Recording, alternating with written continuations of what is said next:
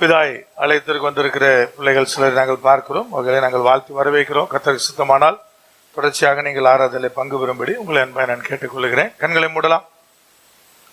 கர்த்தருடைய வார்த்தைக்கு நேராக நம்மை ஆயத்தமாக்குவோம். தேவனுடைய சமூகத்துக்கு நேராக நம்மை ஒப்பு கொடுப்போம். நம்மோடு கூட பேசும்படியாக ஒருவேளை எத்தனை பேர் உங்களோடு கூட பேசணும்னு ஜெபிச்சுட்டு வந்தீங்களோ தெரியாது. ஆண்டவரே, எங்களுடைய போதகர் அல்ல, நீர் எங்களோடு இடைப்படும், எங்களோடு பேசும் அந்த வார்த்தைகளுக்கு நான் செவி கொடுப்பேன் அர்ப்பணிக்கிற போது கர்த்தர் உங்களோடு இடைப்படுகிற பேசுகிற தகப்பனா இருக்கிறார். இன்னைக்கு அதை உணர்ந்தவளாய் தேவனுடைய சமூகத்துக்கு நேராக இருதயங்களை திறந்து சொல்லுங்க. ஆண்டவரே, ஒரு சத்தத்திற்கு செவி கொடுக்கத்தக்கதாய் இருதயத்தை நான் திறக்கிறேன். காதுள்ளவளாய் இன்னைக்கு உடைய சமூகத்தில் நான் அமர என்னை நான் ஒப்பு கொடுத்திருக்கிறேன். இரண்டோடு பேசும் என்று சொல்லி கர்த்தருடைய சமூகத்தில் ஜெபியுங்க. எங்கள் பரிசுத்த தகப்பனே, என்னை மறைத்தினை பிள்ளைகளோடு வெளிப்படுவீரா. இன்றைக்கு இந்த செய்தியை கேட்க போகிற பிள்ளைகளுக்குள்ளே அது ஆசீர்வாதமான மாற்றங்களை, விளைச்சல்களை இயேசு கிறிஸ்துவின் நாமத்தில் உண்டாக்கத்தக்கதா எங்கள் பரிசுத்தருடைய பாதத்தில் ஒப்பு கொடுக்கிறோம். கர்த்தர் தாமே நீர் மகிமைப்படுவீராக. இயேசுவின் நாமத்தில் தானே ஜெபிக்கிறோம் ஜீவனுள்ள எங்கள் பரிசுத்த பரம தகப்பனே, ஆமென். அல்லேலூயா. 1 பேதுரு 2 அதிகாரம் 25 வசனம். சிதறுண்ட ஆடுகளை போல் இருந்தீர்கள், இப்பொழுதோ உங்கள் ஆத்துமாக்களுக்கு மெய்ப்பெரும்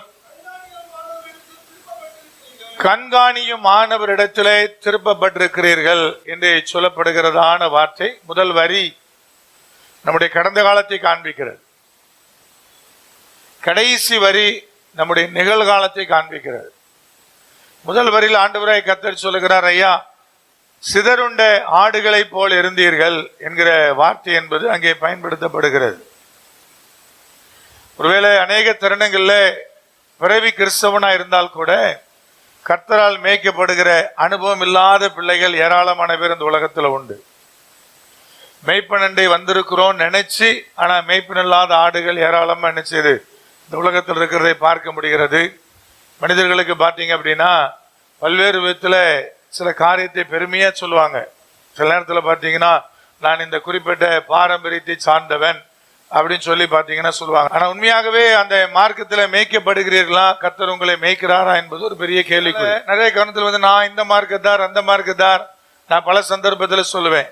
ஐயா, அவருடைய மேய்ப்பர்கள் யாரு பிரதர்? ஓராண்டுக்கோ 2 ஆண்டுக்கோ 5 ஆண்டுக்கோ கூலிக்கு பொருத்தப்படுகிற மேய்ப்பர்கள் அப்படின்னு வசனமும் சொல்லுது.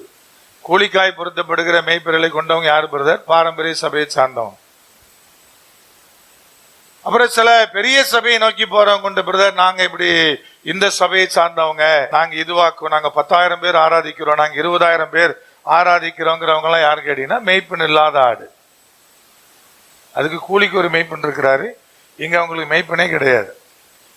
எனக்கு சிஎம் ஸ்டாலினை தெரியும், ஆனா அவருக்கு தான் என்ன தெரியாது. எனக்கு பாஸ்டர் தெரியுமா? பாஸ்டர் தெரியும், ஆனா அவருக்கு தான் என்ன தெரியாது. ஒரு மாப்பிள்ளை பார்க்க போயிருந்தேன், உங்கள்கிட்ட சொன்னா ஞாபகம் இல்லை. என்னோட நண்பர் ஒருத்தருக்கு அவருடைய பொண்ணுக்காக மாப்பிள்ளை பார்க்க விட்டுருந்தாரு. போயிருந்தேன். போனவொன்னு சொன்னா, இந்த மாதிரி நான் பெங்களூர்ல இருந்தேன், இப்போ நான் வந்து எங்க அம்மா அப்பா கூட செட்டில் ஆயிருக்கிறேன்னா. சரின்னு சொல்லிட்டு அவன்கிட்ட பேசிட்டு இருக்கும்போது, எப்பா நீ பெங்களூர்ல எந்த சர்ச்சுக்கு போறேன்னு ஒரு சர்ச்சு பேரை சொன்னான். சொன்னவொடனே பாஸ்டர் பேர் என்னன்னு அதானு தெரியலன்னா. கருப்பா குண்டா இருப்பாருன்னா. அப்ப எவ்வளவு நாளா சர்ச்சுக்கு போறேன்? 6 வருஷமா போறேன். 6 வருஷமா சர்ச்சுக்கு போறாரு. ஆனா பாஸ்டர் பேர் என்ன செய்யாது, தெரியாது. இந்த ஆடு தான் மெய்ப்பெண் இல்லாத ஆடு.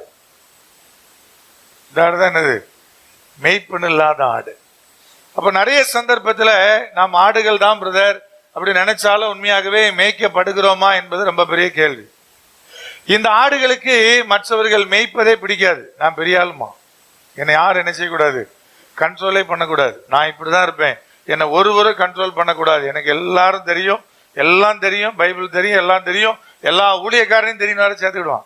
எல்லாம் யார் யார் எப்படி தெரியுமா, எல்லாரும் எனக்கு தெரியும் அப்படின்னு சொல்லி ஒரு 10 பேர் லிஸ்ட் வச்சிருப்பான். அவன் யாரும் தன்னை மேய்ப்பதற்கு அலோ பண்ணுகிறவனும் அல்ல.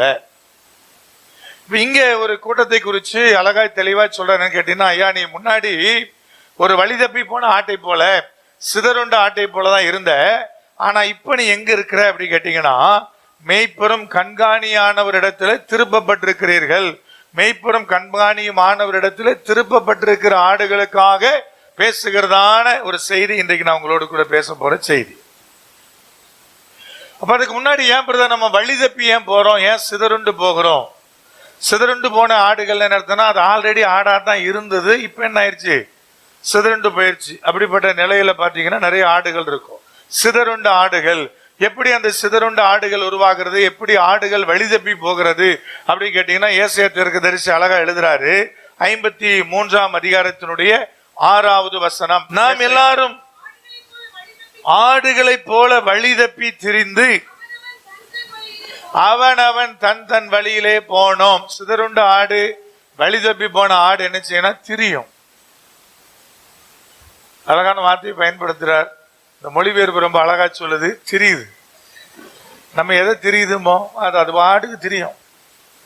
ஆண்டவர் இஸ்ரவேல் ஜனங்களை பல சந்தர்ப்பத்துல காட்டு கழுதைகளுக்கு ஒப்பிட்டு அவர் என்ன செய்வாரு, பேசுவார். அது அப்படியே திரியும். அதனுடைய இடம் இங்க பிரதர் குட்டிச்சுவரை நோக்கி என்ன செய்யும், அது திரியுது. வனாந்தரத்துல திரிகிறது, அது காற்றை உணவாக உட்கொள்ளுகிறது என்றெல்லாம் நிறைய காரியங்களை கர்த்தர் பேசுவார். ஏன்னா திரிகிற ஆடுக்கு சரியான உணவு கிடைக்காது, கடைசியில் எதுதான் மிச்சம், விளங்குதா இல்லையா? காற்றை உணவா உட்கொள்ளுதுன்னு என்ன அர்த்தம்னா, அதுக்கு வேற ஒண்ணுமே கிடைக்கல, அது அந்த காற்றை தான் என்ன செய்யணும், உரியணும். அதான் அதுக்கு பிறகு திரிகிறது. அப்ப இது அழகா இந்த வார்த்தையை சொல்லும்போது 2 காரியம் சொன்னார். என்னன்னு கேட்டீங்கன்னா, தனக்குத்தானே நலமாய் தோன்றுகிற வழியில திரிகிற ஆடுகள் பாத்தீங்கன்னா கடைசியில திரியதான் வேண்டியிருக்கும். அது சிதறுண்டு போகும், அது வழி தப்பி போகும். அப்படிப்பட்ட ஆடுகளை தேவனாய் கர்த்தர் மெய்ப்பனாய் இருக்கிற, கண்காணியா இருக்கிற தன் பக்கமாய் தேவனாகிய கர்த்தர் திருப்புகிறார். தன் பக்கமாக தேவனாய் கர்த்தர் என்ன செய்கிறார், திருப்பி கொண்டு வந்து அவருடைய அருகில வைக்கிறவரா இருக்கிறார். இது எங்கிருந்து பிரதர் இந்த ஆசீர்வாதம் கிடைக்கிறது அப்படி கேட்டீங்கன்னா, அந்த 2ஆம் அதிகாரத்தை துவக்கும் போதே பாத்தீங்கன்னா முதல் வசனத்தில் அழகா சொன்னாரு. 1 பேதுரு 2:1 வாசிக்கலாம். இப்படி இருக்க கர்த்தர் தயை உள்ளவர் என்பதை நீங்கள் ருசித்து பார்த்ததுண்டானால், அப்படி கேட்டீங்கன்னா இது கர்த்தருடைய தயவினாலே கிருபையினாலே நடக்க பெறுகிற காரியமா இருக்கிறது. கர்த்தர் இன்னைக்கு உங்களை மெய்ப்பனண்டை கண்காணியான அவரிடத்துல வச்சிருக்கிறான்னு என்ன அர்த்தம் பிரதர்? உங்களுடைய நீதியை பார்த்தா, உங்களுடைய பரிசுத்தத்தை பார்த்தா இல்ல இல்லையா? அவருடைய தயவு வெளிப்பட்டது, அவருடைய கிருபை வெளிப்பட்டது. அந்த தயவினாலே இன்னைக்கு நாம் அவர் பக்கமாய் திருப்பப்பட்டிருக்கிறோம், அவர் பக்கமாய் என்ன செய்கிறோம், திருப்பப்பட்டிருக்கிறோம். அப்ப வழி தப்பி போகிற ஆடு எப்பவுமே பாத்தீங்கன்னா தனக்கு தானே சரியாய் தோன்றுகிற காரியத்தை நோக்கி நகருகிற ஆடு வழி தப்பி போயிடும், சிதறொன்றும். ஒரு பெரிய கூட்டத்துல, ஒரு திருவிழா கூட்டத்துல ஒரு பிள்ளையானது தன்னுடைய பெற்றோருடைய கையை பிடிச்சிட்டு போனாலும் சரி, அல்லது பெற்றோர் அதை கையை பிடிச்சிட்டு போனாலும் சரி, வழி தவறாது. எப்ப வழி தவறுன்னா, பெற்றோர் பிடிச்ச கையை உதறினாலோ அல்லது அது பிடிக்க மறுத்தாலோ அந்த பிள்ளை என்ன பண்ணிடும். நிறைய சந்தர்ப்பத்தில் பீச்சில், திருவிழாக்கள்ல, கூட்டங்கள்ல பார்ப்பீங்க, மிஸ் ஆயிடுச்சு, குழந்தை மிஸ் ஆயிடுச்சுன்னு அறிவிப்புகள் நினைச்சிட்டு இருப்பாங்க, கொடுத்துட்டு இருப்பாங்க. எப்படி மிஸ் ஆச்சுன்னு கேட்டீங்கன்னா 2 காரியம் நடக்கும். ஒன்னு என்னன்னா, அது கையை பிடிக்க மறுக்கிறது.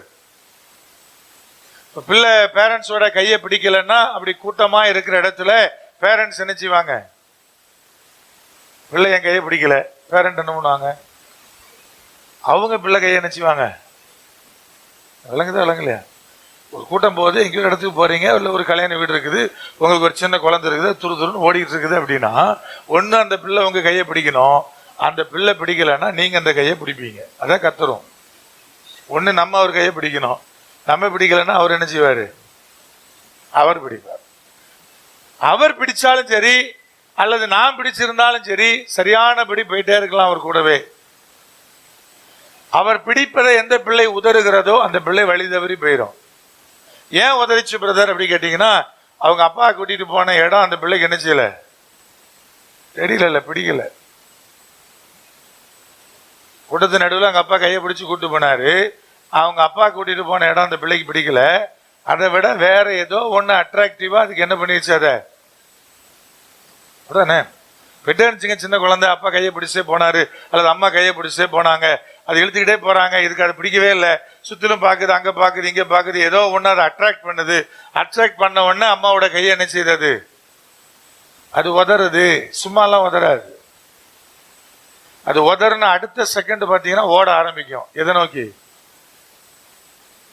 தனக்கு பிடித்திருக்கிற, தன்னை ஒன்னு அட்ராக்ட் பண்ணிச்சு இல்லையா, அதை நோக்கி அந்த குழந்தை நினைச்சு ஆரம்பிக்கும், ஓட ஆரம்பிக்கும். அநேக தருணத்துல இந்த உலகத்துல அந்த சிறு குழந்தைகளை போல நாம் இருக்கிறபடினாலே பூரண புருஷனாவதற்கான தகுதி நமக்குள்ள இல்லாதபடினாலே நம்ம கர்த்தருடைய கையை விட்டுட்டு அடிக்கடி எங்கெங்க ஓடுறோம்.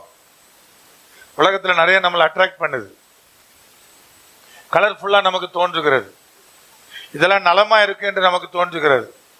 ஆனா பைபிள் வசனங்களை நமக்கு தெரியுமா பிரதர்? தெரியும். கர்த்தர் சொன்னார், மனுஷனுக்கு செம்மையாய் தோன்றுகிற வழிகள் என்ன செய்யுது ஒன்றுதான், ஆனா அதனுடைய முடிவு அது மரண வழிகளா இருக்கிறது, அதனுடைய முடிவு மரணம். வசனம்லாம் தெரியும் பிரதர்.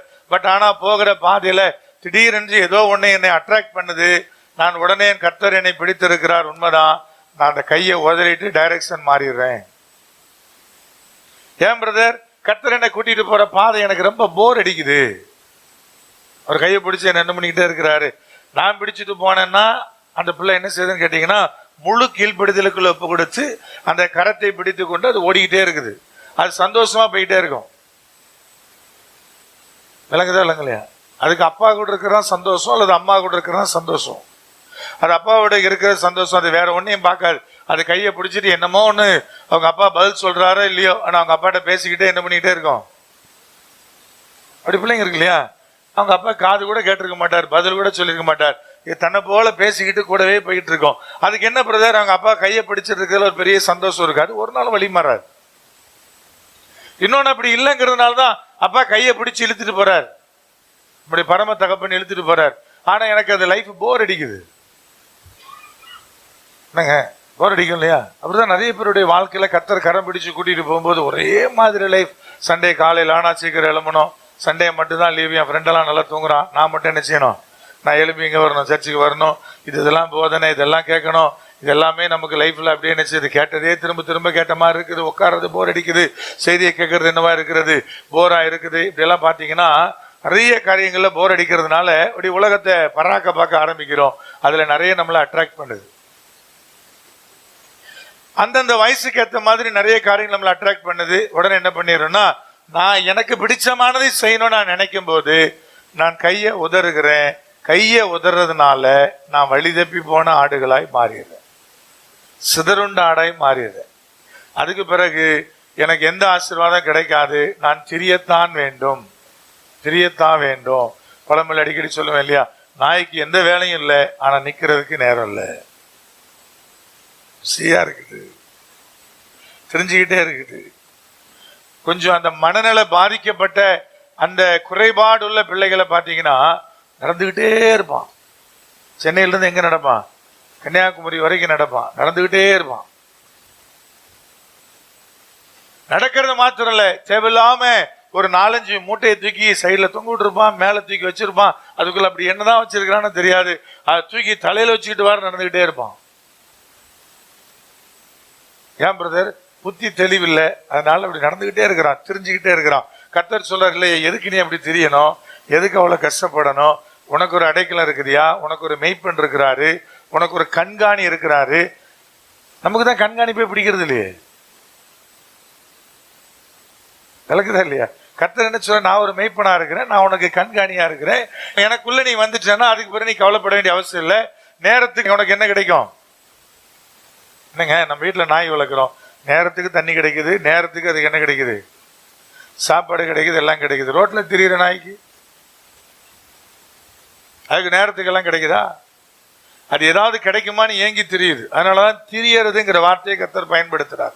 வழி தப்பிட்டா சிதறிட்டா திரியத்தான் செய்ய முடியுமே தவிர ஒரு அடைக்கலமாய் ஆசீர்வாதமா வாழ முடியாது. ஆனா மெய்ப்பணம் கண்காணியான ஒரு இடத்துல வந்தோம்னா அந்த கண்காணிப்பு என்பது என் மேல இருக்கிறது உண்மைதான். அது கொஞ்ச நேரம் கண்காணிப்பு அதிகமாகும் போது நமக்கு என்ன உண்டாகும், ஒரு டென்ஷன் இருக்கும் இல்லையா? கண்காணிப்பு என்ன செய்யுது பிரதர்? சில நேரத்தில் என்ன செய்யுதுன்னா பெரிய போரிங்கா இருக்கு. இங்க போன இங்க வந்த, எத்தனை மணிக்கு வந்த, பேரண்ட்ஸ் இத்தனை மணிக்கு உள்ள வரணும், அத்தனை மணிக்கு போனோம்னு சொன்னா பிள்ளைங்களுக்கு என்ன செய்யாது, பிடிக்காது இல்லையா? பிள்ளைகளுக்கும் பிடிக்காது, கணவனுக்கும் பிடிக்காது, மனைவிக்கும் பிடிக்காது, ஒருத்திக்கும் பிடிக்காது. என் சௌரியத்துக்கு கூட நான் என் சௌரியத்துக்கு போவேன்னு சொன்னீங்கன்னா ஒரு காலகட்டத்தில் திரியத்தான் முடியுமே தவிர ஆசீர்வாதத்துக்குள்ள வாழ முடியாது. இப்ப கண்காணிப்பு என்பது என் மேல இருக்கும்போது எனக்கு ஒரு பெரிய பாதுகாப்பு கிடைக்குது. அந்த கண்காணிப்பினாலே சுற்றிலும் இருக்கிற எதிரிகளும் என்ன செய்யப்படுகிறார்கள், கண்காணிக்கப்படுகிறார்கள். அவ்வளவு சீக்கிரத்துல எதிரி எங்க உள்ள அனுப்பிச்ச முடியாது, வர முடியாது. அதையும் நம்ம என்ன செய்யணும்னா மனசுல வச்சுக்கணும். அப்ப இந்த பகுதியில ரொம்ப தெளிவாக வேத வசனங்கள் சொல்லுகிறது, சிதறுண்ட ஆடுகளை தேவன் தம்முடைய தயவின் நிமித்தமாக கண்காணியான மெய்ப்பனான அவர் பக்கமாக தேவனாய் கர்த்தர் திசை திருப்பி அழைத்து கொண்டார். அது தயவினாலே உண்டான ஒரு பெரிய காரியமாக வேத வசனம் என்பது நமக்கு சொல்லுகிறது.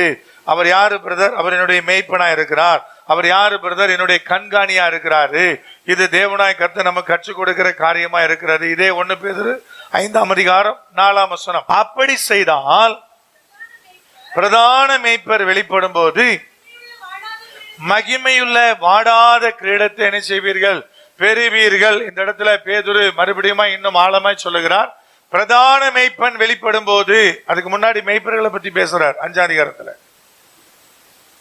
மெய்ப்பன் எவ்விதமாய் ஆடுகளை மேய்க்க வேண்டும் என்பதை குறித்து பேசுகிறார். பேசிட்டு சொல்றாரு, பிரதான மெய்ப்பன் வெளிப்படும் போது நீங்க என்ன செய்வீங்க? மகிமையுள்ள வாடாத கிரீடத்தை பெறுவீர்கள். அப்போ பிரதான மெய்ப்பன் வருவார், ஆண்டவராக இயேசு கிறிஸ்து வருவார். அதுக்கு முன்னாடி என்னை மெய்ப்பதற்கு தேவன் சாதா மெய்ப்பர்கள் வச்சிருக்கிறார். அப்படின்னா வச்சுக்கிடும், எங்களை மாதிரி சாதா மெய்ப்பர்கள் இருக்கிறாங்க. அவர் யாரு பிரதர்? பிரதான மெய்ப்பன். அவருக்கு பெரிய மெய்ப்பன் என்கிற ஒரு அடையாளம் உண்டு வசனத்துல. நாங்க யாரு பிரதர்? சின்ன மெய்ப்பன். சின்ன மெய்ப்பன் எப்படி ஆடுகளை மேய்க்கணும் அதெல்லாம் சொல்லி கொடுத்துட்டு கடைசியா சொன்னார். அப்படி எல்லாம் சரியா நடந்துச்சுன்னா பிரதான மெய்ப்பன் வெளிப்படும் போது நீங்கள் வாடாத மகிமையுள்ள கிரீடத்தை என்ன செய்வீர்கள்? பெறுவீர்கள். அப்ப கர்த்தரனை மேய்க்கிறாரு பிரதர், கர்த்தரன் கண்காணியா இருக்கிறாரு, அவருடைய பாதத்திலே நான் வந்து உட்கார்ந்து இருக்கிறேன், எனக்கு எந்த மெய்ப்பனும் தேவையில்லை என்று சொல்லுகிற ஆடு என்ன செய்யாதுன்னா ஒரு காலத்திலும் கட்டுக்குள்ள வராது, அது சிதறுண்டு போகும். அதனாலதான் பேதுரு அந்த வார்த்தையை பயன்படுத்துறார். கண்காணிப்பு, கண்காணி, அதையும் ஆண்டவராய் கர்த்தர் அங்கே பயன்படுத்துகிறார். அப்போஸ்தலர் 20ஆம் அதிகாரத்தினுடைய 28ஆம் வசனத்தை யாராவது வாசிங்க பார்ப்போம். ஆகையால் உங்களை குறித்தும்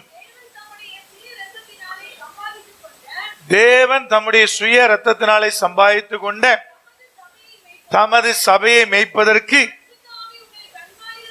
பரிசுத்த ஆவி உங்களை கண்காணிகளாக வைத்து மந்தை முழுவதை குறித்தும் என்ன செய்ய எச்சரிக்கையாயிருங்கள். இந்த பகுதி என்பது தெளிவாய் சொல்லுகிறது கண்காணிப்பு. இயேசு கிறிஸ்து சுய ரத்தத்தினால் சம்பாதித்த சபைக்கு கண்காணிக்கும்படி பரிசுத்த ஆவியானுடைய உதவியோடு தேவன் சிலரை கண்காணிகளாக என்ன செய்கிறார்? வைத்திருக்கிறார்.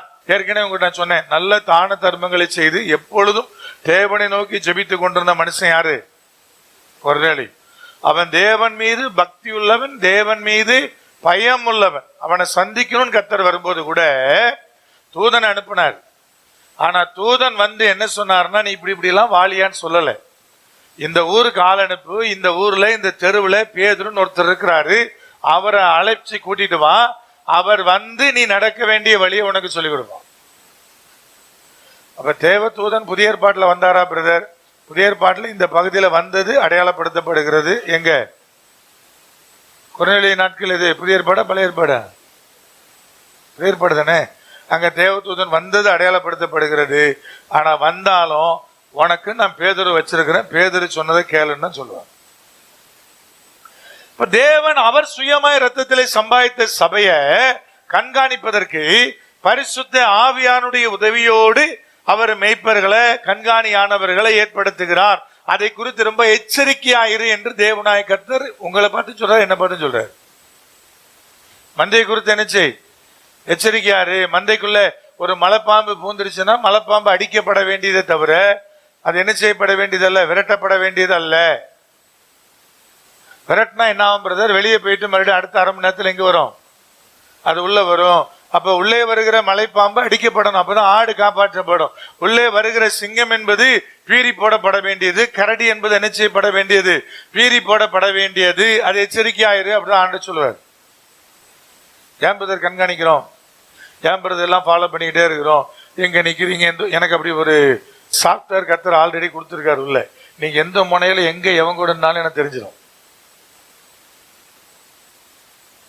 இப்படி ஆல்ரெடி கர்த்தர் சாஃப்ட்வேர் உள்ள வச்சிருக்காரு. அது அப்போ பார்த்தீங்கன்னா டவுன்லோட் பண்ணிக்கிட்டே இருக்கும். நீ எங்க போறீங்க, என்ன வாரீங்க, யாரோ ஒருத்தர் சொல்லுவாங்க, நீ அங்க நிக்கிற இங்க நிக்கிற எல்லாத்தையும் சொல்லுவாங்க. அங்க போனீங்க இங்க போனீங்க, அந்த வாசல் நின்று. அது மாதிரி நமக்கு ஒரு சாஃப்ட்வேர் ஆல்ரெடி டவுன்லோட் பண்ணியாச்சு. அதனால நீ எங்க போனாலும் உங்களை குறித்து என்ன ஆகிட்டே இருக்கணும், அப்படியே அப்டேட் ஆகிட்டே இருக்கும். நீங்க எங்க நிக்கிறீங்க, எங்க போறீங்க, என்ன பண்றீங்க, எல்லாம் யாரோ ஒருத்தர் கேட்டா சொல்லுவான். கரெக்டா தெரிஞ்சிடும், தெரியாமலாம் இருக்காது. ஏன் பிரதர்? மெய்ப்பனுக்கு கண்காணியானவனுக்கு அதான் வேலை, அதான் வேலை. கண்காணிப்பா இருக்கிறதா எங்களுடைய வேலை, மெய்ப்பதான் எங்களுடைய வேலை. நாங்க ரொம்ப வாட்ச்மேன் டியூட்டியை கரெக்டா பார்க்கணும். அப்படிதான் கர்த்தர் எங்களை அழைச்சார். என்ன ஊழியத்துக்கு கர்த்தர் கூப்பிடும் போதே எசேக்கியேல் 33 சொல்லிதான் கூப்பிட்டார். எப்பா நீ காவலாளி வான் கூப்பிட்டார். வாட்ச்மேன் டியூட்டி தான் எங்களுக்கு. இப்போ வாட்ச்மேன் என்ன செய்வார் பிரதர்? எப்பொழுது விழிப்பா இருப்பார். நீங்க ஏடிஎம் வாட்ச்மேனை பார்த்துலாம் சொல்லாதீங்க, அவர் தூங்கிட்டு இருப்பார். இந்த வாட்ச்மேன் வேற, இவர் விழிப்பா தான் என்ன சொன்னோம். எல்லையில் இருக்கிற வாட்ச்மேன் வச்சுக்கிடுங்களேன், நாட்டோட பார்டர்ல இருக்கிற மாதிரி நாங்க. கர்த்தர் என்ன பண்ணிருக்கிறான்னு கேட்டீங்கன்னா எங்களை கர்த்தர் வச்சிருக்கிறார். அப்ப எச்சரிக்கையா இரு அப்படிங்கிற வார்த்தையும் ஆண்டவர் அங்கே பயன்படுத்த சொல்லப்படுகிறது. பிலிப்பியர் 1:1 வாசிக்கலாம். இயேசு கிறிஸ்துவின் ஊழியக்காரனாகிய பவுலும் தீமோத்தேயும் பிலிப்பு பட்டணத்தில் கிறிஸ்து இயேசுவுக்குள்ளான பரிசுத்த வான்கள் அனைவருக்கும் கண்காணிகளுக்கும் உதவிக்காரருக்கும் எழுதுகிறதாவது. அப்ப ஆண்டவராய் கர்த்தர் பவுல பேதுரு மாத்திரம் கண்காணிகளா வைக்கல, அதுக்கு கீழே ஒரு பெரிய செட்டப்பே வச்சிருந்தார்.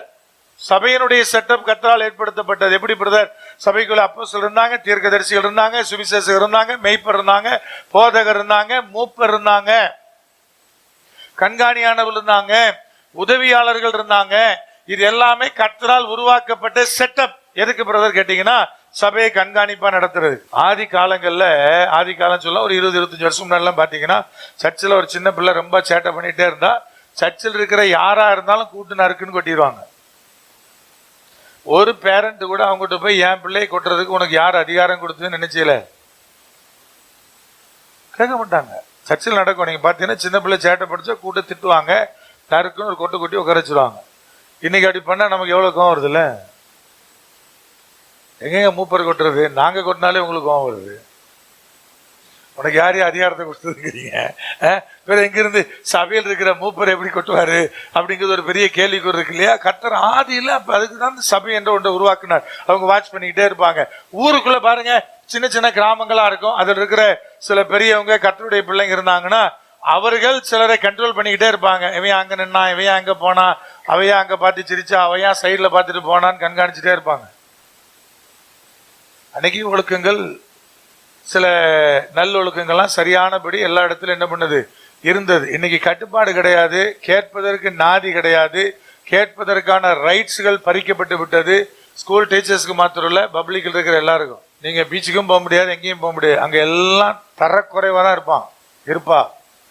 நீங்க தான் கண்ணை மூடிட்டு என்ன செய்யணும்? போகணும். அப்படிதான் இன்னைக்கு போதிக்கப்படுகிறது. நீ அதை பார்க்க கூடாது. நீ என்ன பண்ணணும்? கண்ணு இருக்குது, எப்படி கண்ணை மூடுறது? நான் அரைகுறையா ஓடிய உலாத்திட்டு இருப்பேன், நீ தான் கண்ணை முடிக்கணும். கண் இருக்குதியா? குருடனா இருந்தாதான் ஏன் பார்க்க மாட்டான்? ஒரு குருடன், ரசிக்கப்பட்ட ஒரு குருடன் ஒரு நாள் நான் கேட்டேன், எப்பா சரிப்பா இவனுக்கெல்லாம் கண்களுடைய இச்சையை குறித்து நிறைய பேசுறோம், உனக்கு இச்சை எப்படி வருதுன்னு கேட்டேன். குருடனுக்கும் இச்சை வரும் இல்லையா? உனக்கு எப்படி இச்சை வருதுன்னு கேட்டான். ஒரு வார்த்தை சொன்னா, நடந்து வர சவுண்ட்ல கூட வரணும், போட்டிருக்கிற சென்ட் ஸ்மெல்ல வரணும். உண்மையிலே நான் கேட்டேன் ஒரு குருடன், ஏப்பா உனக்கு இச்சை இருக்கா இல்லையா? அது எப்படி உனக்குள்ள வருது? மற்றவனுக்கு கண்ணு இருக்கு, எதுக்கு சொல்ல வரேன்னு கேட்டீங்கன்னா, நான் இஷ்டத்துக்கு சௌரியத்துக்கு சுத்துவேன். அப்படிப்பட்ட உலகம். நீ தான் கண்ணை மூடிட்டு நினைச்சீங்கன்னா போகணும் என்று சொல்லுகிற உலகம். நீ யாரையும் கேட்கவே கூடாது. இன்னும் ரூல்ஸ் தான் வரல, சட்டம் தான் வரல. பேரண்ட்ஸ் பிள்ளைகள் அடிச்சா கைது செய்யப்படுவீர்கள் அப்படின்னு அந்த ரூல்ஸ் வந்துச்சுன்னா ஜெயிலாம் நிறைய கட்டணும், இடம் பத்தாது. இன்னும் அது மட்டும் தான் இங்க வரல. கண்காணிப்புக்கு கட்டுப்பட மறுக்கிறவர்கள் ஒரு காலகட்டத்திலும் கர்த்தருடைய ஆசீர்வாதத்தை பார்க்க முடியாது. பரிசுத்தாவின் உதவி கொண்டு கண்காணிகளை நியமிக்கிறாரு, பரிசுத்தாவின் உதவி கொண்டு மேய்ப்பர்களை நியமிக்கிறாரு. இப்படி அநேக கண்காணிகளை கொண்டு தேவன் நம்மை நடத்த விரும்புகிறார். இப்ப கண்காணிப்புக்கு நான் கட்டுப்படணும் இல்லையா? கட்டுப்படாம எப்படி கண்காணிப்பினுடைய ஆசீர்வாதத்தை நான் எப்படி சுதந்திரிப்பது? இவைகள் இங்கே எழுதப்பட்டிருக்கிற ஒன்றாயிருக்கிறது. அப்புறம் என்ன பண்ணாரு பிரதர்? திருப்பினார். வழி தப்பி போன ஆடுகள் திரும்புவதற்கான வழிகளை தேவனாய் கர்த்தர் சொல்லுகிறார். வாசிக்கலாமே 1 ராஜாக்கள் 8:48. தங்களை சிறைப்பிடித்துக் கொண்ட தங்கள் சத்துருக்களின் தேசத்திலே தங்கள் முழு இருதயத்தோடும் தங்கள் முழு ஆத்மாவோடும் உம்மிடத்தில் திரும்பி தேவரீர் தங்கள் பிதாக்களுக்கு கொடுத்த தங்கள் தேசத்திற்காகவும் தேவரீர் தெரிந்து கொண்ட இந்த நகரத்திற்காகவும் உம்முடைய நாமத்திற்கு நான் கட்டின இந்த ஆலயத்திற்கு நேராக உம்மை நோக்கி விண்ணப்பம் பண்ணும் போது அப்படின்னு எழுதுறாரு சாலமோன். என்ன சொல்லப்படுகிறது பிரதர்? சிறைப்பிடித்து கொண்டு போயப்பட்டாச்சு. இன்னைக்கு ஆடு சிறைப்பட்டு போயிட்டு அது வெளியே உட்கார்ந்து இருக்குது. இப்ப அந்த ஆடு அங்கதான் உட்கார்ந்து இருக்குது. அங்க இருந்துட்டு முழு இருதயத்தோடு முழு ஆத்மாவோட என்ன செய்யுது? மனம் திரும்புது. எதை நினைச்சு திரும்புது பிரதர்? கர்த்தர் எனக்கு இப்படிப்பட்ட ஒரு மேலான ஆசீர்வாதத்தை கொடுத்திருந்தாருன்னு சொல்லி கர்த்தர் கொடுத்த தேசத்தை என்ன செய்து கண்ணுக்கு முன்னாடி கொண்டு வருகிறது. தேவரி கொடுத்த நகரத்தை கண்ணுக்கு முன்னாடி கொண்டு வருகிறது. நான் இப்படியெல்லாம் வாழ்ந்தேன்னு சொல்லி அங்க ஒரு பெரிய மனமாற்றத்தை அது உருவாக்கும் போது அவர் சொல்றாரு, அங்கிருந்து எதை நோக்கி ஜெபிக்குதான்? ஆலயத்தை நோக்கி ஜெபிக்கிறது. ஏன் பிரதர்? தனக்கு கொடுக்கப்பட்ட ஆசீர்வாதம், தனக்கு கொடுக்கப்பட்டிருக்கிற நன்மைகள், தனக்கு கொடுக்கப்பட்டிருக்கிற பட்டணம், தனக்கு கொடுக்கப்பட்டிருக்கிற அந்த ஆசீர்வாதங்களை நினைச்சு ஆனா ஜெபிக்கிறது யாரை நோக்கி ஜெபிக்க வேண்டியது இருக்கிறது? கர்த்தரை நோக்கி ஜெபிக்கணும். அந்த கர்த்தரை நோக்கி ஜெபிக்கும் போது அழகா சொல்றாரு, ஆலயத்தை நோக்கி ஜெபிக்குதுன்றார். ஏன் அப்படி சொல்றாருன்னா, அவர் எழுந்தருள இடம் மாத்திரல்ல, அவர் என்னை வைத்து உருவாக்குற இடம். என்னை வைத்து தேவன் சுத்தப்படுத்துகிற இடம், என்னை வைத்து உருவாக்குற இடம் என்னது? என்னவா இருக்கிறது? சபையா இருக்கிறது. ஆதியிலும் சரி இன்னைக்கும் சரி என்னை வைத்து தேவன் உருவாக்குறார். அப்ப பிரதர், இன்னைக்கு ஆதி காலத்துல அந்த ஒரு ஆலயம் இருந்துச்சு. அவங்க வெளியே இருந்து பார்த்து கரெக்டா இருந்துச்சு. நீ தான் தெரு தெரு இருக்க பிரதர், இது இல்லைன்னா அது, அது இல்லைன்னா அது, அப்படி போயிட்டே இருக்கலாம் இல்லையா? இன்னைக்கு இருக்கிற கிறிஸ்தவர்கள் எத்தனை பேர் நான் உருவாக்கப்படுகிறேன் என்று சொல்லி, இதுல எனக்கு இந்த உருவாக்கம் இருக்குதியா, என்னை கர்த்தர் இப்படி நடத்துறான்னு சொல்லி அந்த குறிப்பிட்ட சபைக்கு ஆராதனையில பங்கெடுக்கிறவங்க எத்தனை பேர்? மேட பக்கத்துல ஒரு கல்யாண வீடு ஃபங்க்ஷன் அட்டன் பண்ண போயிருந்தேன். அப்ப சந்தோஷபுரத்துல ஒரு மீட்டிங் அட்டன் பண்ண ஒரு அம்மா வந்து எங்கிட்ட பேசிச்சு. என்ன சொல்லிச்சுன்னா, அண்ணே ஜனவரி மாசம் 19ஆம் தேதி நீங்க வந்து என்கிட்ட பேசுனீங்க. அதை விட நம்ம என்ன சொல்லுதுன்னா, 19ஆம் தேதி 2020 எப்போ நீங்க ஒரு மீட்டிங் பேசுறீங்க, 19ஆம் தேதி 2020 நீங்க பேசுறீங்க. ஜனவரி மாசம் 19/1/2020 அன்னைக்கு நீங்க பேசுனது இன்னைக்கு என் ஒழுங்குல இருக்கு. மல்கியா தீர்க்கதரிசியினுடைய வார்த்தையை ஞாபகப்படுத்தினீங்க. சபையில ஆராதனை என்ன நடக்கிறது என்பது நீங்க ஞாபகப்படுத்தினீங்க. அன்னைக்கு நீங்க பேசின வசனங்கள் எனக்கு கோர்வையாய் அப்படியே மைண்ட்ல இருக்குது. இன்னைக்கு ஒவ்வொரு நாள் நான் சர்ச்சைக்கு ஞாயிற்றுக்கிழமை கிளம்பும் போதும் என் தேவன் அங்கே என்னை பரிசுத்தப்படுத்த காத்திருக்கிறார் என்று நினைச்சுதான் நான் போறேன். நான் உங்களுக்கு ஞாபகம் இருக்க தெரியல, எத்தனை பேருக்கு அந்த உணர்வு இருக்கிறது? எத்தனை பேருக்கு ஒருவேளை தேவனை என்னை வச்சு சபையில உருவாக்குறார், அதுக்கு தான் நான் ஆராதனைக்கு போறேன், சண்டே எனக்கு அந்த ஆராதனை எனக்கு அப்படிப்பட்டதா இருக்கிறது என்ற உணர்வு எத்தனை பேருக்கு இருக்கு? அப்படி இருந்தாதான் இன்னைக்கு சபைகள்லாம் விளங்கி இருக்குமே. எனக்கு தெரிஞ்சு 90% சண்டே சர்வீஸ் முடிச்ச உடனே அன்னைக்கு மத்தியானமோ அன்னைக்கு ஈவினிங்கோ நான் பேசும்போது நான் கேட்கிற கேள்வி, அப்பா இன்னைக்கு காலையில கர்த்தர் உங்களுக்கு உங்க சர்ச்சில் என்னத்தை பத்தி பேசான்னு கேட்டா ஒருத்தனுக்கும் சொல்ல தெரியாது, ஒருத்திக்கும் சொல்ல தெரியாது. இதை குறித்து பேசப்பட்டது, கர்த்தர் உங்கள்கிட்ட எதை உணர்த்தினாரு, எந்த கேள்விக்கு பதில் கிடையாது. ஏன்னா அது எனக்கு சடங்காச்சாரமான ஒன்றை போல மாறிவிட்டது. ஞாயிற்றுக்கிழமையான போய் 2 மணி நேரம் எங்க உட்காரணும், அப்படிதான் நிறைய பேர் போயிட்டு இருக்கிறாங்க. அப்ப கர்த்தர் அதுதான் சொன்னார், ஐயா செபிக்கிறது கர்த்தரை நோக்கி தான். ஆனா அந்த ஆலயத்தை குறிச்சு ஏன் கர்த்தர் அப்படி எழுதுறாருன்னா, அதை நோக்கி ஜெபிக்கும் போது எனக்கு விடுதலை உண்டாகுது. ஏன்னா அங்கதான் தேவன் என்னை உருவாக்குகிறார், அங்கதான் வச்சு உருவாக்குறார். அங்க வச்சு தேவன் என்ன நினைச்சாரு, சரிப்படுத்துகிறாரு, காரியங்களை நினைச்சாரு, அவர் உருவாக்கிட்டே இருக்கிறாரு. அப்ப துணிகரமான ஆட்கள் அப்படி இருக்கிறாங்க இல்லையா? எங்க உருவாக்கப்படுகிறோம் அங்க உண்மை அது இல்ல, எங்க உருவாக்கப்படுகிறோம் அங்க காத்திருக்கணுங்கிற எண்ணம் இல்ல, இந்த கண்காணிப்புகளை அடங்கி இருக்கணுங்கிற எண்ணம் இல்ல, மெய்ப்பன் என்கிற அந்த ஒரு காரியத்துக்குள்ள அடங்கி இருக்கணும் எண்ணம் இல்ல. இது எல்லாமே கர்த்தர் அழகா தெளிவா தானே எழுதுறார். அவர் தானே ஏற்படுத்தினார், அவர் ஏற்படுத்தினார். அது கீழே இப்படி, அது கீழே இப்படி, அது கீழே மூப்பர்கள் வரைக்கும் தேவனாய் கர்த்தர் என்ன செய்கிறார், ஏற்படுத்தி வைத்திருக்கிறார். இப்படித்தான் வேத வசனம் என்பது நமக்கு சொல்லுது. இதுதான் மனம் திரும்புதல். ஏசாயா தீர்க்கதரிசி சொல்லும்போது சொன்னார், 30ஆம் அதிகாரம் 15ஆம் வசனம், நீங்கள் மனம் திரும்பி அமர்ந்திருந்தால் ரட்சிக்கப்படுவீர்கள், அமெரிக்கையும் நம்பிக்கையுமே உங்கள் பலனாயிருக்கும் என்று இஸ்ரவேலின் பரிசுத்தராய் இருக்கிற கர்த்தராகிய தேவன் சொல்லுகிறார். அதே ஏசாயா 55ஆம் அதிகாரம் 7ஆம் வசனம், துன்மார்க்கன் தன் வழியையும் அக்கிரமக்காரன் தன்னுடைய நினைவுகளையும் விட்டு கர்த்தரிடத்தில் திரும்ப கடவன், அவர் அவன் மேல் மனதுருகுவார், நம்முடைய தேவன் இடத்திற்கே திரும்ப கடவன்.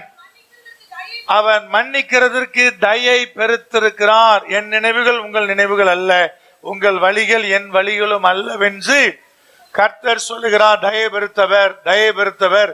அதனால்தான் பேதுரு ஆரம்பிக்கும் போதே சொன்னார், அந்த தயவினாலே, அந்த தயவை ருசி பார்த்ததுண்டானால் நீங்கள் மறுபடியும் யார்ட்டு வருவீங்க? கண்காணியான மேய்ப்பரிடத்தில் என்ன செய்யப்பட்டிருக்கிறீர்கள்?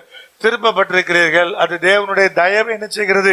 வெளிப்படுத்துகிறது. ஓசியா 6:1, கர்த்தரிடத்தில் திரும்புவோம் வாருங்கள், நம்மை பீறினார், அவரே நம்மை குணமாக்குவார். அடிச்சதான் அவர்தாயா, குணமாக்க போறதா அவர்தான். அடிக்கடி அடிக்கப்படுகிறவன் பாக்கியவான். வாழ்க்கையில் என்ன உண்டாகாதுன்னா பெரிய தீமை ஒன்று வராம காக்கப்படுவான். செய்யற தப்புக்கெல்லாம் தண்டனையே கிடைக்கல அப்படின்னா மறுபடியும் மறுபடியும் பெரிய காரியத்தை நோக்கி அவன் என்ன ஆகிட்டே இருப்பான்? நகர்ந்துகிட்டே இருப்பான். அதனால நான் சொல்லுவேன், அடிக்கடி அடிக்கப்படுகிறவன் பாக்கியவான். அப்ப இந்த பகுதியில் அழகா தெளிவா ஓசியால ஆண்டவர் எழுதுறார் பாருங்க, எவ்வளவு அழகா எழுதி வச்சிருக்கிறார் பாருங்க. ஐயா, இப்படித்தான் தேவனாய் கர்த்தர் மனம் திரும்புதலை குறித்து பேசுகிறார். அந்த தேவன் தான் சொன்னாரு அடுத்த அதிகாரத்துல ஓசியா 7:16 ஒண்ணு சொன்னார், திரும்புகிறார்கள் ஆனாலும் உன்னத மாணவரிடத்திற்கு அல்ல, மோசம் போக்குகிற வில்லை போல இருக்கிறார்கள். அவர்களுடைய அதிபதிகள் தங்கள் நாவினுடைய உக்கிரகத்தின் நிமித்தம் பட்டயத்தால் விழுவார்கள். இதுக்கு மேல பாத்தீங்கன்னா 14 சொன்னாரு, அவர்கள் தங்கள் படுக்கையில் அலறுகிற போது தங்கள் இருதயத்தில் என்னை நோக்கி கூப்பிடுகிறதில்லை. அவர்கள் தானியத்துக்காகவும் திராட்சரசத்துக்காகவும் கூடுகிறார்கள், என்னை வெறுத்து விலகி போகிறார்கள். அழகா தெளிவா கர்த்தர் பேசினார். திரும்புங்கன்னு சொன்னார். திரும்புங்கன்னு சொல்லிட்டு சொல்ல, திரும்புறாயா ஆனா தேவன் இடத்திற்கு திரும்பல. சர்ச்சுக்கு தான் வந்தாயா ஆனா கர்த்தர் இடத்துல வரலன்றார். உங்களை சொல்லல, உங்களை சொன்னா நீங்க தான் மனம் மாறணும். ஆலயத்துக்கு வந்திருக்கிறான், சபைக்கு வந்திருக்கிறான், ஆராதனைக்கு வந்திருக்கிறான், ஆனா ஏன் கிட்ட வரலன்னு கர்த்தர் சொன்னார்னா ஏன் சொல்றாருன்னா, வந்து திராட்சை ரசத்துக்கும் என்னத்துக்கும் தானியத்துக்கும் கிடைச்ச பிறகு விட்டுட்டு ஓடிடுவான். கிடைச்ச பிறகு என்ன பண்ணுவான்? தூஷிப்பான். கிடைக்கிற வரைக்கும் தான் அப்படியே உட்காந்து பம்மிக்கிட்டே இருப்பான். எல்லாம் கிடைச்சு முடிச்சது பிரதர் விலகி ஓடிடுவான். நான் சொல்லல, இதெல்லாம் வசனம் சொல்லுது. கர்த்தர் அழகா தெளிவா எழுதுறார். திராட்சரசத்துக்காக தானியத்துக்காக வருகிறவன் ஒரு நாள் என்ன பண்ணிடுவான்? விட்டுட்டு ஓடிடுவான். கர்த்தரை விட்டுட்டு. நல்லா விலகி கொள்ளுங்க. உங்க பிள்ளை இருக்கு, திரும்ப உங்க பிள்ளைய வச்சு நான் எக்ஸாம்பிள் சொல்லுவேன். உங்க பிள்ளை இருக்கு, உங்களை பார்க்கும் போதெல்லாம் கட்டி பிடிக்குது, கிஸ் பண்ணுது, நம்ம சந்தோஷமா இருக்கும்ல. ஆனா அது கட்டி பிடிச்சிட்டு கிஸ் பண்ண அடுத்த செகண்ட், அப்பா இன்னைக்கு அது வாங்கி தெரியல, அடுத்த முறை மடி கிட்ட வந்துச்சு, மறுபடியும் கட்டி பிடிச்சது, மறுபடியும் கிஸ் பண்ணிச்சு, அடுத்த ரிக்வஸ்ட் வச்சுது. அப்போ உங்களுக்கு அது கிட்ட வருதுனால என்ன தோணும்? ஏதோ ஒண்ணு கேட்டு வருது அப்படின்னு தோணும். ஏதோ ஒண்ணு கேட்க வருதுன்னு தோணும். நல்லா விளங்கி கொள்ளுங்க. அந்த அன்புக்கு என்ன, அதுக்கு என்ன விளக்கம் சொல்ல போறீங்க? கர்த்தர் சொல்றப்ப எப்ப கிட்ட வந்தாலும் எதையோ கேட்டே வந்தா என்ன அர்த்தம்? நான் ஒரு மனுஷன் இருக்கிறேன், உனக்காக ஜீவனை கொடுத்தவர் இருக்கிறேன், உனக்காக ரத்தம் சிந்தினவர் இருக்கிறேன். என்னைக்காவது வந்து என் கூட சந்தோஷமா கொஞ்ச நேரம் பேசியிருக்கியா? என்கிட்ட வந்து அப்ளிகேஷன் இல்லாம, இந்த விண்ணப்பம் இல்லாம என்னைக்காவது என்கிட்ட வந்து என்ன பார்த்திருக்கியான்னு கேட்பார்ல. வரும்போதெல்லாம் ஒரு லிஸ்ட், ஆண்டவர் எனக்கு இது தந்துடும், எனக்கு பிள்ளைக்கு இது தந்துடும், என் பேரனுக்கு இது தந்துடும். வரும்போதெல்லாம் ஒரு லிஸ்ட்டை தூக்கிட்டு வந்து அவர் எப்படி பார்ப்பாரு? அந்த லிஸ்ட்டை தூக்கிட்டு வர்ற எந்த பிள்ளையும் விட்டுட்டு ஓடிடும். கிட்ட வந்து எப்பொழுதெல்லாம் கொஞ்சதோ அப்பொழுதெல்லாம் ஒரு லிஸ்ட் வச்சிருக்குதுன்னா அது வெரி டேஞ்சரஸ் பிள்ளைன்னு அர்த்தம். சும்மாவும் அன்பு காட்ட அந்த பிள்ளைக்கு என்ன செய்யணும்? தெரியணும். நல்லா விளங்கி கொள்ளுங்க. கர்த்தர் பாப்பாரு, இடம் வெறுப்பா இருக்கடா, எப்ப பார்த்தாலும் உன்னை தூக்கிட்டு வந்து எனக்கு இது தந்துரு அது தந்துருன்னா என்ன அவர் என்ன பண்றாரு? அப்போ ஒரு மனுஷனா அவரை நீங்க மதிக்கலன்னு தானே அர்த்தம். உங்களுக்காக ரத்தம் சிந்தவரை பார்க்கலன்னு தானே அர்த்தம். அப்ப கர்த்தர் சொல்ல, திரும்புறான், வர்றான், ஆனா என்கிட்ட வரல. திராட்சரசத்துக்கு தானியத்துக்கு வரான், கிடைச்ச பிறகு ஓடி போயிடறான். அதுவும் ஆண்டவரை தூசித்துட்டே ஓடிடுறான் நான் செலவேன் அப்படின்னு கர்த்தர் சொல்றார். இந்த பட்டியல் என்பது அப்படிதான் சொல்லுது. அப்ப திரும்புகிறார்கள், ஆனா என்கிட்ட இல்லை என்பதையும் கர்த்தர் அங்கே குறிப்பிட்டு காண்பிக்கிறான். ஓசியா 14:1, இஸ்ரவேலே உன் தேவனாகிய கர்த்தரிடத்திலே திரும்பு, நீ உன்னுடைய அக்கிரமத்தினால விழுந்தாய். அடுத்த வசனம், வார்த்தைகளை கொண்டு தேவனிடத்துல திரும்புங்கள். வார்த்தையை வச்சு கொஞ்சம் ஒன்னாடி ஒட்டி கிட்டி பார்த்து எல்லாம் மாறணுமா மாறி உன் தேவனிடத்துல திரும்பு.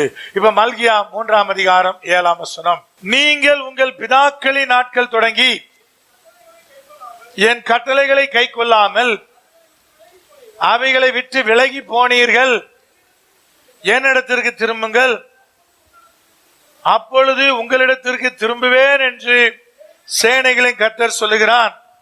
நாங்கள் எந்த விஷயத்தில் திரும்ப வேண்டும் என்கிறீர்கள்? மனுஷன் தேவனை வஞ்சிக்கலாமா?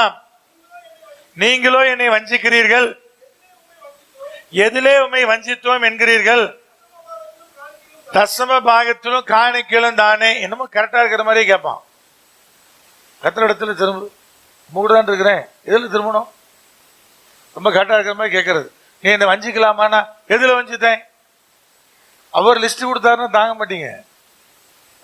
நீங்களே எழுதினாலே எத்தனை காரியத்துல மனம் திரும்ப வேண்டிங்கிறதுக்கு ஒரு கோயர் நோட்டு பத்துமான்னு தெரியாது. தம்பிட்டு அப்படிதான் சொன்னேன், அண்ணே மனம் திரும்பணும் அப்படின்னு. நான் சொன்னேன், வேற பேப்பர் எடு, உட்காந்து எழுது, என்னென்னலாம் நீ மாற வேண்டியிருக்குது, இதெல்லாம் உனக்குள்ள மாற்றணும்னு எழுது அப்படின்னு.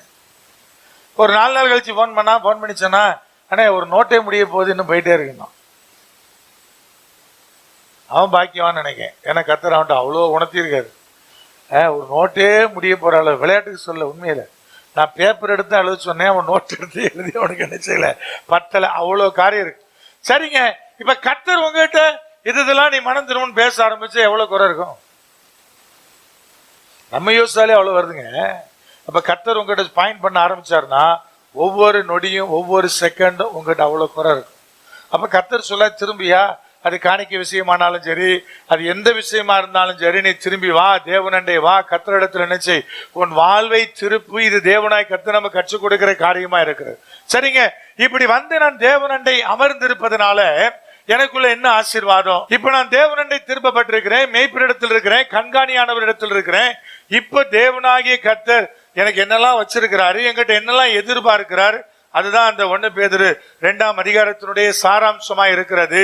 இதுல கர்த்தர் என்ன சொல்றாரு பாருங்க, வாசிக்கலாம் 2-3 வசனங்கள். சகல துர்க்குணத்தையும் சகலவித கபடத்தையும் வஞ்சகங்களையும் பொறாமைகளையும் சகலவித புறங்கூறுதலையும் ஒழித்துவிட்டு நீங்கள் வளரும்படி புதிதாய் பிறந்த குழந்தைகளை போல திருவசனமாகிய களங்கமில்லாத ஞான பாலின் மேல் வாஞ்சியாயிருங்கள். ஆண்டு சொன்ன எல்லாத்தையும் ஒழிச்சிருந்தார். அல்ல, பெரிய லிஸ்ட் போட்டார். துர்க்குணம், அந்த துர்க்குணங்கிறதுக்குள்ள நீங்க லிஸ்ட் எடுத்தீங்கன்னா 2000-3000 வரும் உங்களுக்குள்ள இருக்கிற துர்க்குணம்.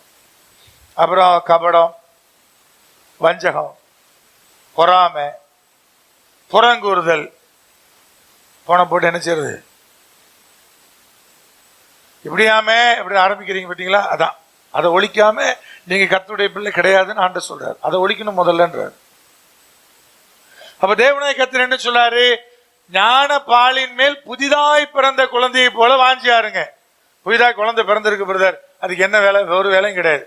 பாலை குடிக்க வேண்டியது, தூங்க வேண்டியது, அவ்வளவுதான். திரும்ப குடிக்க வேண்டியது, திரும்ப தூங்க வேண்டியது, திரும்ப குடிக்க வேண்டியது, திரும்ப தூங்க வேண்டியது, அவ்வளவுதான். கர்த்தர் சொன்னா, புதிதாய் பிறந்த குழந்தை எப்படி அந்த பாலின் மீது வாஞ்சியா இருக்கிறதோ அப்படி இருந்தார். குழந்தை இல்ல, புதிதாய் பிறந்த குழந்தை அழ அதுக்கு கிடைச்சுக்கிட்டே இருக்கும். அதனுடைய வாஞ்சை முழுக்கவே என்னது? பாலுக்காகத்தான் அவ்வளவு வாஞ்சியா இருக்கிறது. வசனத்துக்கு ஆண்டு சொன்ன களங்கம் இல்லாத ஞானப்பால்,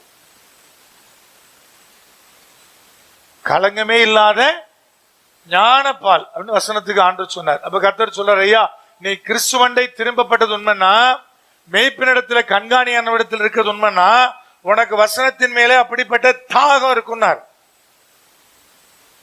இருக்கா? இன்னைக்கு சண்டே சர்ச்சுக்கு வரணும்னா காலையில் எழுப்பி பைபிள் கூட வாசிக்க மாட்டோம். நேற்று வரைக்கும் வாசிக்கிற பழக்கம் இருந்தா கூட இன்னைக்கு காலைல வாசிக்க மாட்டீங்க. என்ன சொல்லிட்டு கிளம்பியிருப்பீங்க? உங்களாம் சொல்றேன், டெய்லி காலைல பைபிள் வாசிக்கிறது பற்றி இன்னைக்கு வாசிக்கல. ஏன் வாசிக்கல? சர்ச்சுக்கு தானே போக போறோம், அங்கவே வசனம் தானே கேட்க போறோம். ரைட்டுங்க. இது எப்போ பிறகு கண்டினியூ ஆகும்? நைட் வரை கண்டினியூ ஆகும். இப்போ நான் ஃபுல் சாட்டிஸ்ஃபைடு. எதுல? இந்த 2 மணி நேரத்தில் ஃபுல் சாட்டிஸ்ஃபைடு. அப்ப இந்த வசனத்துக்கு புறம்பா இருக்கிறது என்பதான் உண்மை. இங்கவே வசனம் பரவாயில்லைங்க, எப்பவும் போல ஒரு அதிகாரம் வாசிடுவோமே, என்ன இப்போ 2 அதிகாரம் வாசிடுவோமே, அங்க போய் அடுத்த அடிஷனலா கேட்க போறோம் அப்படின்னு வந்தீங்கன்னா இன்னும் நீங்க சந்தோஷமா இருப்பீங்க. எப்படி சந்தோஷமா இருப்பீங்க தெரியுமா? காலையில நீங்க என்ன வாசிங்களோ அது கர்த்தர் நீங்க பேசிட்டு இருப்பாரு. அப்ப உங்களுக்கு என்ன உண்டாகும்? ஒரு பெரிய மகிழ்ச்சி இருக்குல்ல. என்ன மகிழ்ச்சி? கர்த்தர் என் கூட பேசுறாரு, இடைப்படுறாரு, காலையிலே என்கிட்ட உணர்த்தினாரு அப்படின்னு சந்தோஷப்படுவீங்களே. காலையில நீங்க பைபிள் ஆசி ஜோம் பண்ணிட்டு வந்தீங்கன்னா உங்களுக்குள்ள எழும்புகிற கேள்விகளுக்கு கர்த்தர் பதில் சொல்லும் போது ஒரு பெரிய மகிழ்ச்சி உண்டாகும்.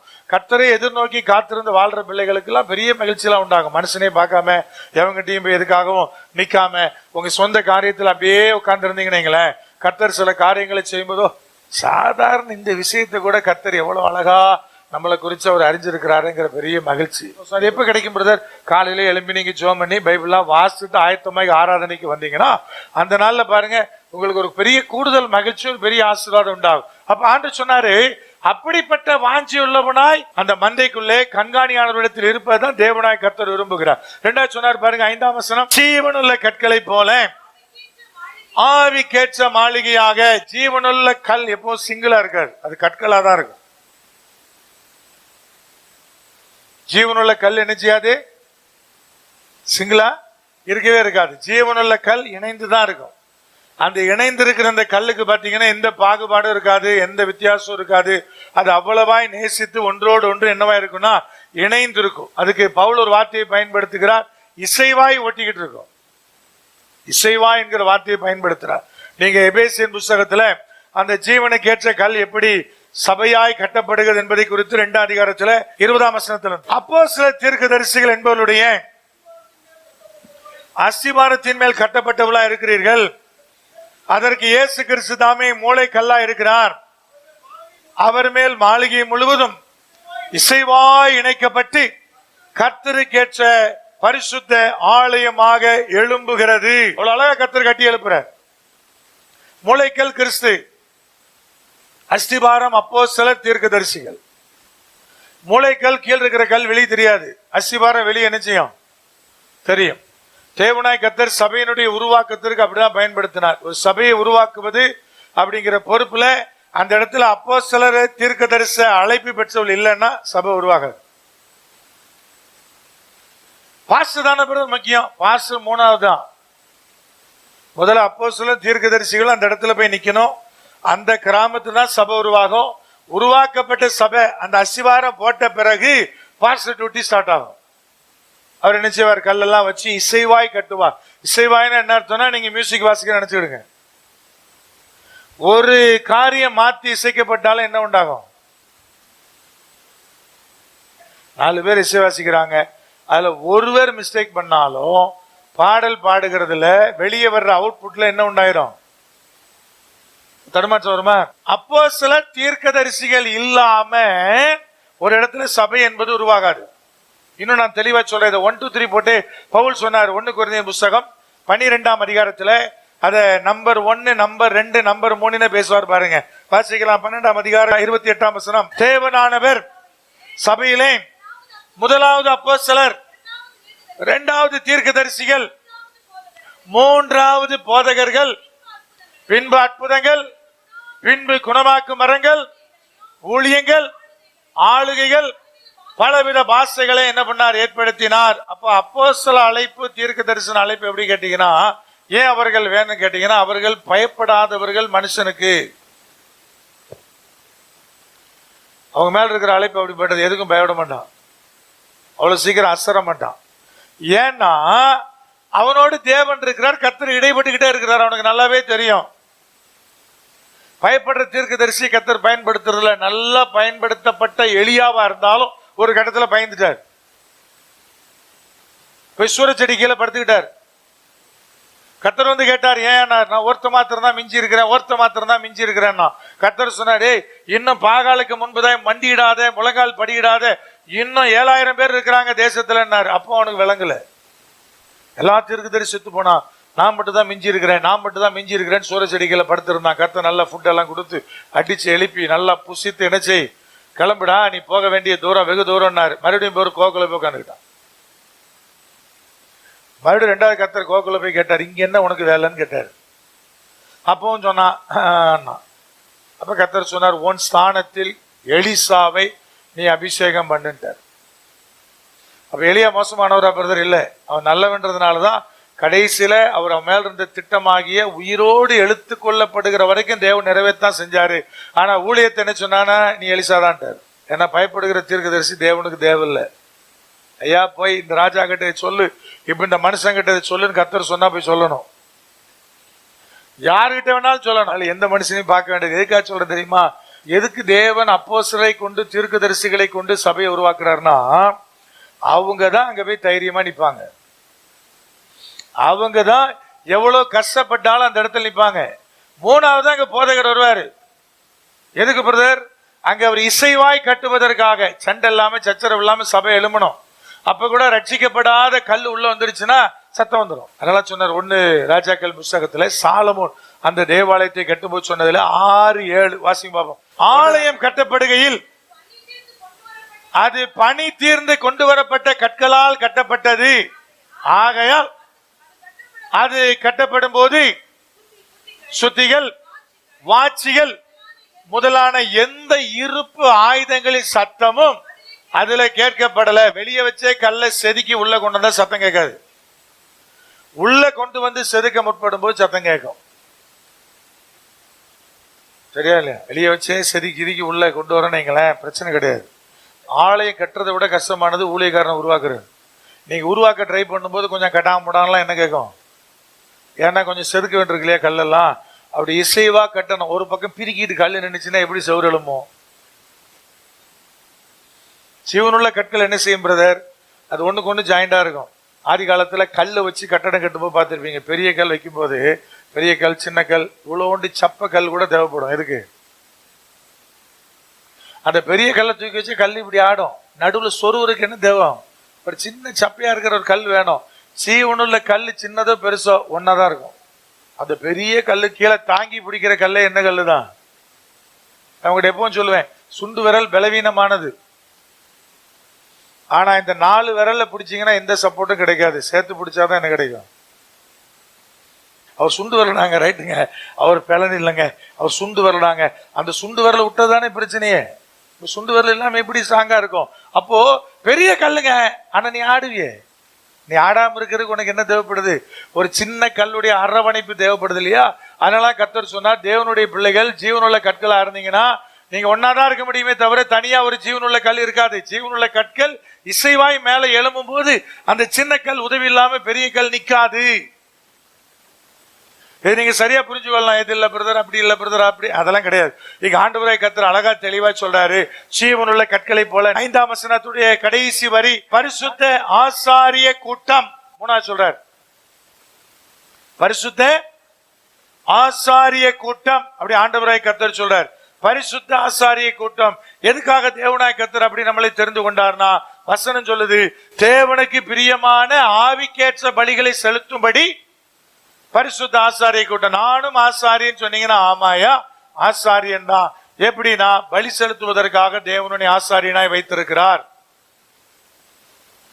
இப்ப பலி செலுத்துவதற்காக தேவன் ஒரு ஆசாரிய கூட்டமாக நம்மளை உருவாக்கி இருக்கிறார். எல்லாரும் தலைவராக முடியாது இல்லையா? மோசே அவருடைய வேலை செய்யணும், ஊரும் ஆரோனும் அவங்க வேலை செய்யணும்.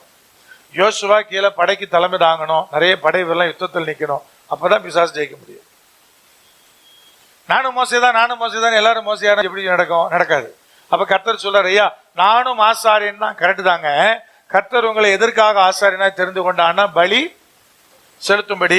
அப்ப பலி செலுத்தும்படி தான் ஆசாரியன் சொன்னீங்கன்னா, நீங்க இது வரைக்கும் நானும் ஆசாரி தான் சொன்னாலாம் நான் ஆசாரி இல்லைங்கன்றீங்க.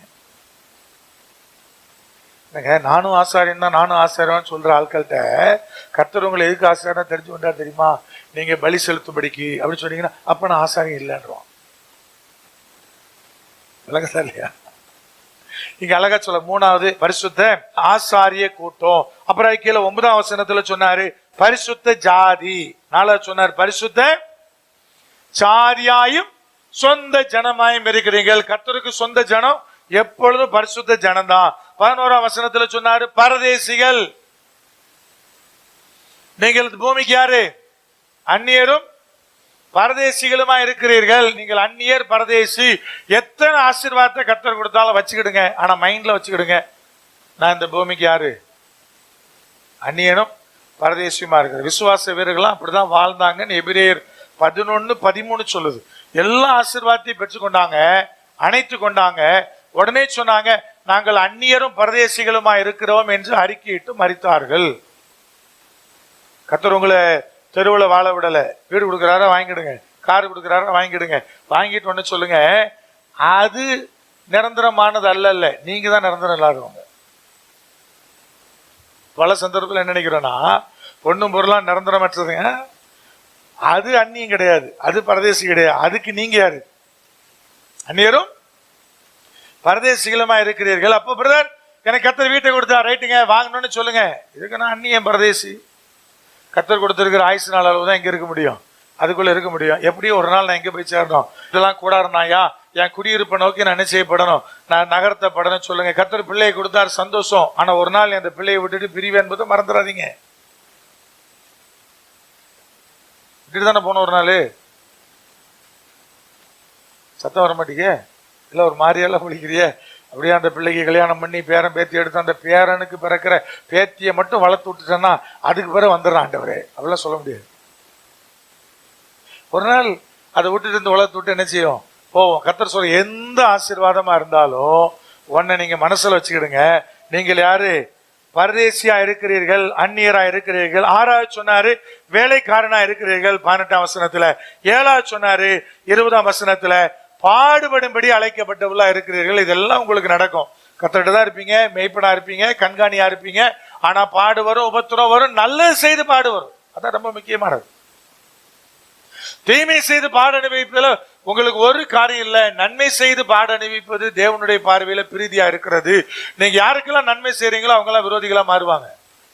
அதனால கர்த்தர் எழுதினா, நன்மை செய்வதிலே சோர்ந்து போகாதிருங்கள். யார உங்க பிள்ளை மாதிரி நினைக்கிறீங்களோ, யார உங்க பிள்ளை மாதிரி வளர்க்குறீங்களோ, யாருக்கு நன்மை செய்றீங்களோ அவர்கள் உங்களுக்கு விரோதமா எழும்புவார்கள்.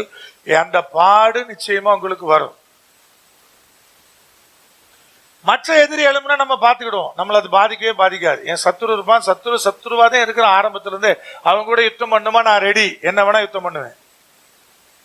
கூடவே இருக்கிறவன், நன்மை பெற்றவன், நன்மை பெற்றவா தூசிக்கும் போது எல்லாத்தையும் பெற்றுட்டு நீ என்ன செய்தா என்று கேட்கிற போது என்ன உண்டாகும்? அப்பதானே வலி உண்டாகும். இனி உலகத்துல நல்லதே செய்யக்கூடாதுறான்னு ஒரு எண்ணம் வரும் இல்லையா? அப்படி வந்தாதான் மனுஷன். எனக்கெல்லாம் பல முறை வரும். வந்த உடனே அது அடுத்த செகண்ட் ஒரு வசனம் ஞாபகம் வருதுன்னா, நன்மை செய்வதில் சோர்ந்து போகாதிருங்கள். அதான் அந்த வசனம் தான் மறுபடியும் நன்மை செய்ய வைக்குது. மற்றபடி இல்லை பிரதர் எனக்கு அப்படி யோசனையே வரான்னு சொன்னீங்கன்னா போய் சொல்றீங்கன்னு அர்த்தம். இனி வாழ்க்கையில எவனுக்கும் நல்லதே செய்யக்கூடாதியா அப்படின்னு என்ன வந்தாதான் நீங்க மனுஷன் அர்த்தம். அப்ப வருதா பிரதர்? எனக்கெல்லாம் நிறைய வரும். ஆனா உடனே என்ன வரும்? ஐயா வசனம் சொல்லுது நன்மை செய்வதில் சோர்ந்து போகாத. பிசாசுடைய தந்திரம் நீங்களும் நானும் நன்மை செய்வதை தடுப்பது. நீங்கள் நான் நன்மை செய்வதை தடுப்பது பிசாசனுடைய தந்திரம். அப்ப கர்த்தர் சொல்ல பாடுபடும்படி அழைக்கப்படுகிறீர்கள். இதெல்லாம் அந்த அதிகாரத்துல சொல்லப்பட்டிருக்கிற வார்த்தை. வீட்டுல போய் ஒரு செகண்ட் எல்லாத்தையும் என்ன செய்யுங்க, வாசிக்கணும். இன்னைக்கு நாளைக்கு இல்ல. பிசாசு எப்பயும் நாளைக்கு தான் சொல்லுவான். பைபிளாசுவே நாளைக்குமா, ஜோமன் உட்காந்தினா நாளைக்குமா, எல்லாம் நாளைக்குமா. ஆனா பிரியாணி மட்டும் இன்னைக்குமா. அதை மட்டும் உடனே ஆர்டர் போட்டுருமா. என்ன மற்றது எல்லாம் நாளைக்குமா. நாளைக்கு கேட்டாலும் நாளைக்கு தான் சொல்லுவான், மாத்திலாம் சொல்ல மாட்டான். அடுத்த மாசம் அடுத்த வருஷம் எல்லாம் கிடையாது. நாளைக்கு பார்த்துக்கலாம். இன்னைக்கு தான் சர்ச்சுக்கு போயிட்டு வந்துட்டுமே, மீதி நாளைக்கு பார்த்துக்கலாம், அப்படிலாம் இல்லை. அப்ப கர்த்தருடைய சமூகத்துல இது எல்லாத்தையும் உட்காந்து வாசிங்க. கர்த்தர் உங்களோடு கூட நினைச்சுவார், இடைப்படுவாரு. அப்படி இடைப்படும் போது, அதற்கு அர்ப்பணிக்கிற போது உன்னை நீங்க நல்லா புரிச்சு கொள்ளுங்க. மெய்ப்பனா இருக்கிறார், ஆமா பிரதர், அவர் தான் எனக்கு மெய்ப்பன். என் கண்காணி யாரு? அவர் தான் என் கண்காணி. முந்தி தூரமா தான் இருந்தேன், இப்ப நான் கர்த்தருடைய சமூகத்துல என்ன பண்ணிட்டேன்? நான் உள்ள வந்துட்டேன், கிட்ட வந்துட்டேன், ஆண்டுக்குள்ள நான் கடந்து வந்துட்டேன். ஆனாலும் இந்த 7 படி தான் உங்க வாழ்க்கைகள் நடக்கும். 7 காரியம் உங்க வாழ்க்கைகள் அப்படியே இருக்கும். வேலைக்காரன் அப்படின்னா, ஐயா நீ கர்த்தருக்கு வேலைக்காரன் தான், கடுமையானவன் தான். இது சொல்லும் போது ஏன்னா ஆவியான உந்துகிறார். ஒரு காரியத்தை 1 பேதுரு 2ஆம் அதிகாரத்தை திருப்புங்க. அதுல ஒரு வார்த்தை அழகாய் ஆண்டவராய் கர்த்தரை காலையிலேயே சொல்லி அனுப்புனார், அப்பவும் மறந்துட்டேன். 16ஆம் வசனம், சுயாதீனம் உள்ளவர்களா இருந்தும் உங்கள் சுயாதீனத்தை துர்க்குணத்துக்கு மூடலாக கொண்டிராமல் தேவனுக்கு அடிமையாயிரு. 7 காரியத்துல இந்த அடிமை வரல, வேலைக்காரன் தான் வந்துச்சு. அடிமைங்கிற வார்த்தையை 8ஆவதா சொல்றாருன்னு வச்சுக்கிடுங்க. அது சொல்லும்போது அழகா சொன்ன, நீ யாரு? சுவாதீனன், நீ அடிமை கிடையாது, நீ சுதந்திரவாளி. ஆனா அத துர்க்குணத்தை மூடுகிற ஒரு போர்வையா பயன்படுத்தாத. விளங்குதா விளங்கலையா? துர்க்குணத்தை மூடுகிற மூடல். கிருபியா இருப்பாரு, கர்த்தர் கிருபியா இருப்பார். செய்யற பாவத்துக்கெல்லாம் கர்த்தருடைய கிருபியை கேடைய மாதிரி பயன்படுத்தக்கூடாது. செய்கிற பாவத்துக்கு முன்னாடி கர்த்தர் கிருபையா இருப்பார் சார், கர்த்தர் கிருபையா இருப்பார் அப்படிலாம் பயன்படுத்தக்கூடாது. இப்போ என்ன சொல்ல, நீ சுயாதீனம் தான், ஆனால் உனக்குள்ள இருக்கு பாரு துர்க்கணும், அதை மூடுறதுக்காக நீ அந்த இதை பயன்படுத்தாத, கேடைய மாதிரி பயன்படுத்தாத, அதை மூடக்கூடிய மூடலா பயன்படுத்தாத. நான் யார் தெரியுமா, கர்த்தருடைய பிள்ளையாக்கும். அப்படியா?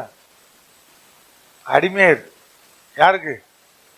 தேவனுக்கு அடிமையாரு. உன் சுயாதீனத்தை, உன் துர்க்குணத்தை மூடுகிற மூடலாக என்ன செய்யாத, அதை பயன்படுத்தாத என்பதை தேவனாய் கர்த்தர் சொல்றார். கர்த்தர் சித்தமான தொடர்ந்து வருகிற நாட்கள்ல இந்த வசனத்தை உங்களுக்கு தனியா நான் பிரசங்கிக்கும்படி விரும்புறேன். ஏன்னா ஆண்டவர் எனக்கு 2-3 விஷயம் அந்த காரியத்தை குறித்து பேசுறதுனால, சுயாதீனம் தான், ஆனா துர்க்குணத்தை மூடுவதற்காக அவன் சுயாதீன உரிமையை என்ன செய்யாத, பயன்படுத்தாத என்று தேவனாய் கர்த்தர் சொல்லுகிறார். ஒரு அரசியல்வாதி இருக்காரு, பெரிய போஸ்டில் இருக்கிறார்.